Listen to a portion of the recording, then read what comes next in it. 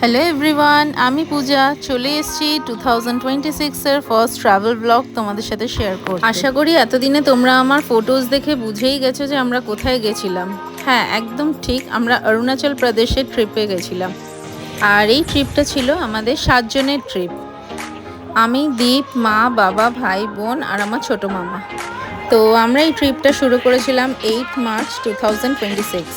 তো সকাল থেকে উঠেই আমাদের তোড়জোড় চলছিল, কারণ আমাদের ট্রেন ছিল বিকেল 4টের সময় সরাইঘাট এক্সপ্রেস। তো আমরা দুটো ক্যাব বুক করে নিয়েছিলাম আর সোজা পৌঁছে গিয়েছিলাম হাওড়া স্টেশনে 3টের মধ্যে।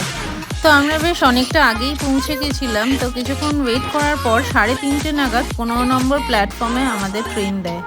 আমাদের সেকেন্ড এসিতে বুকিং ছিল। তারপর আমরা যে যার সিটে একটু সেট হয়ে বসে নিয়েছিলাম। ঠিক 4:05 নাগাদ ট্রেন ছেড়ে দেয় আর এখান থেকেই আমাদের জার্নি স্টার্ট হয়। আমরা সকলেই ভীষণ মজা হই হুল্লোড় করতে করতে গেছিলাম। আর এখানে দেখো, বাবা ট্রেনের উঠেই আগে চা বানিয়ে নিল, দিয়ে সকলকে চা দিল। আর এইভাবেই বাইরের দৃশ্য দেখতে দেখতে আমরা এগিয়ে গেলাম। ভীষণই ভালো লাগছিল, বেশ অনেক দিন পর আবার একটা লং ট্রিপে যাচ্ছিলাম আমরা সবাই। তো মালদায় জোম্যাটো থেকে আমরা রাতে ডিনারের জন্য খাবার অর্ডার করে নিয়েছিলাম। তো 6:30 নাগাদ আমাদের খাবার ওখানে দিয়ে দেয়। তো ডিনারে আমরা রুটি, পনির বাটার মশালা আর চিকেন বিরিয়ানি অর্ডার করেছিলাম। তো ডিনার কমপ্লিট করে তারপর আমরা শুয়ে পড়েছিলাম আর এইভাবেই রাতটা কেটে যায়। তো পরের দিন সকালবেলা 10টার সময় আমরা স্টেশনে নামি, গুয়াহাটি স্টেশন। তারপর ওখান থেকে আমরা কুলি বুক করে আমরা স্ট্যান্ডে চলে যাই, যেখানে আমাদের গাড়ি আসার কথা। আর আমি এদিকে যেহেতু আমার ট্রলিটা নিয়ে এগিয়ে যাচ্ছিলাম বলে দীপ আমার সাথে ইয়ার্কি মারছিল, তো যার কারণে আমি হাসছিলাম ওকে দেখে। তো যাই হোক, গিয়ে আমরা স্ট্যান্ডে দেখি তখনও আমাদের গাড়ি এসে পৌঁছায়নি। তো ওখানে আমরা বেশ কিছুক্ষণ ওয়েট করছিলাম, কারণ আমাদের গাড়ি অলরেডি জ্যামে ফেসেছিল। আর এদিকে গুয়াহাটি স্টেশনের বাইরের অ্যাম্বিয়েন্সটা দেখো, খুব সুন্দর নিট অ্যান্ড ক্লিন, খুব সুন্দরভাবে সাজানো। তো তারপর বেশ কিছুক্ষণ ওয়েট করার পর ফাইনালি আমাদের গাড়ি আসে। আর এই ট্রাভেলারটা করে, এটা হচ্ছে 13 সিটার ট্রাভেলার, যেটা করে আমরা পুরো ট্রিপটা করেছিলাম। আমরা 7 জন ছিলাম, কিন্তু আমাদের লাগেজ যেহেতু ছিল বলে আমরা এই 13 সিটার ট্রাভেলারটা বুক করেছিলাম, যাতে আমাদের জার্নিটা একটু কমফোর্টেবল হয়। তারপর সকলে আমরা গাড়িতে উঠে পড়লাম আর ওঠার পর যে যার মতো একটা করে আমরা সিট নিয়ে নিয়েছিলাম। আর এখান থেকেই আমরা হই হুল্লোড় করতে করতে আমাদের জার্নিটা স্টার্ট করলাম। তো আমি তো ভীষণ এক্সাইটেড তোমাদের সাথে পুরো ট্রিপটা শেয়ার করার জন্য, আর আশা করি তোমাদেরও ভালো লাগবে। তো চলো, ঘড়িতে তখন অলরেডি 11টা বাজে। এদিকে খিদেও পেয়ে গেছিলো, কারণ ব্রেকফাস্ট করা হয়নি। তো আমরা ডিসাইড করলাম আগে একটা কোনো রেস্টুরেন্টে গিয়ে আগে ব্রেকফাস্ট করব, তারপর বাকি জার্নিটা শুরু করব। তো এই জায়গাটা হচ্ছে গুয়াহাটির পল্টন বাজার, যেটা আমরা ক্রস করে যাচ্ছি। তো কিছুটা এগিয়ে গেলে আমরা দেখতে পারবো দুদিকে, যেমন দেখো লেফট সাইডে হচ্ছে আসাম আর রাইট সাইডে হচ্ছে মেঘালয়া। এই জায়গাটা হচ্ছে আসাম আর মেঘালয়ার মাঝপথ। কিছুটা এগিয়ে যাওয়ার পর এই শঙ্কর ভোজনালয় বলে রেস্টুরেন্টের কাছে আমরা ব্রেকফাস্ট করার জন্য।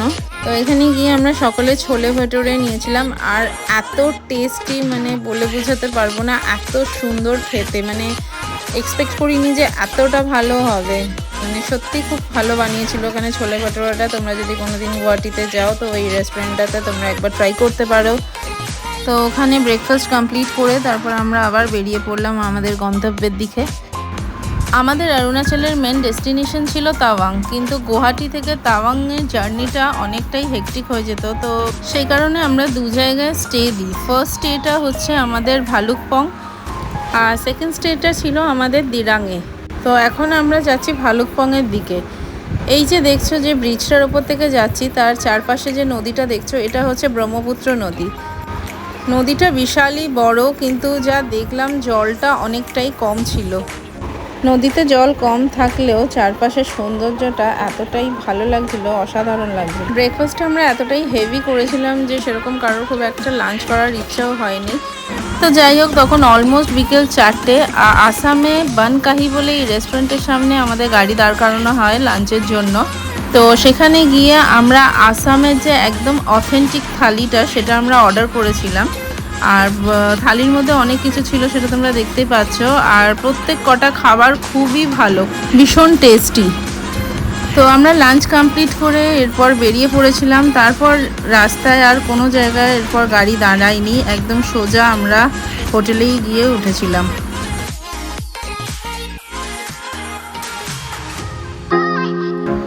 আমরা প্রত্যেকেই ভীষণ টায়ার্ড ফিল করছিলাম, আর আমার চোখ মুখের অবস্থা দেখো, দেখেই বুঝতে পারছো কতটা খারাপ অবস্থা। তো অরুণাচল পৌঁছাতে পৌঁছাতে আমাদের তখন অলমোস্ট 6:30 বেজে গিয়েছিল। আর এই হচ্ছে অরুণাচল প্রদেশের border. Welcome to the land of rising sun. Border cross করার আগে আমাদেরকে ILP করে নিতে হয়েছিল, আর এখান থেকে জাস্ট 2 মিনিটসের ওয়াকিং ডিস্টেন্সে আমাদের হোটেল ছিল সিগাল। তো এটাই হচ্ছে আমাদের হোটেল, আর এইখানে পার্কিং এরিয়াটা আছে, তো এখানে আমাদের গাড়ি এখানে পার্ক করা ছিল।